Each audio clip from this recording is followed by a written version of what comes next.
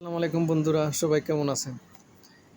আমরা যারা বাহরাইন থাকি, যাদের গাড়ির লাইসেন্স কিংবা মোটরসাইকেলের লাইসেন্স আছে, তারা অনেক সময় ডেট এক্সপায়ার হয়ে গেলে আমরা যখন ড্রাইভিং স্কুলে যাই তখন ওরা বলে অনলাইনে করার জন্য।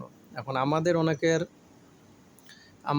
ইকি না থাকার কারণে কিংবা না জানার কারণে আমরা এখন করতে পারি না। যদি আমাদের কাছে জানা থাকে তো আমরা সহজেই সেটা করতে পারি। ই ট্রাফিকের মাধ্যমে আপনারা রেনিউ করতে পারেন খুব সহজেই। আমি সেই প্রসেসটা দেখিয়ে দেব। চলুন শুরু করা যাক। প্রথমে গুগল প্লে স্টোরে যাবেন, গিয়ে বাহরাইনের একটা সফটওয়্যার আছে ই ট্রাফিক, তো আমার ইনস্টল করা আছে, আপনারা সেটা ইনস্টল করে নেবেন। তারপরে সেটাকে ওপেন করবেন। ওপেন করার পরে এখানে অনেকগুলো অপশন চলে আসবে। এগুলো মধ্য থেকে প্রথম যেটা আছে insurance of international driving licence, এটাতে ক্লিক করবেন।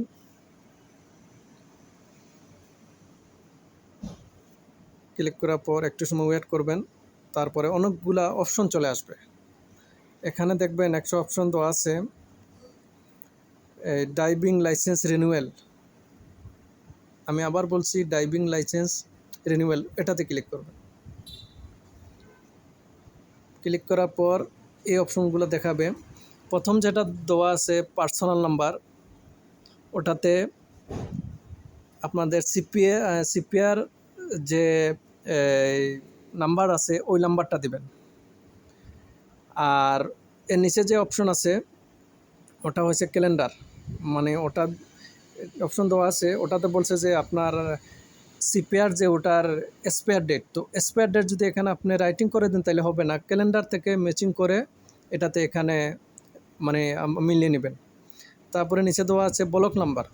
ব্লক নাম্বারের জায়গায় আপনারা শুরুতে যদি লাইসেন্স সিপিআর যে ব্লক নম্বর দেওয়া থাকে ওটা যদি আপডেট করে ফেলেন তাহলে সিপিআরে যে নাম্বারটা দেওয়া থাকবে ব্লক নাম্বার ওটা দেবেন। দেওয়ার পরে এখানে মারবেন ড্রাইভিং লাইসেন্স।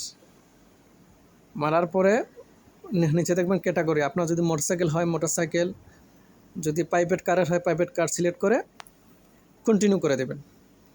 কন্টিনিউ করার পরে ওখানে আপনার যে এটার ফিস আছে ফিসটা দেখাবে।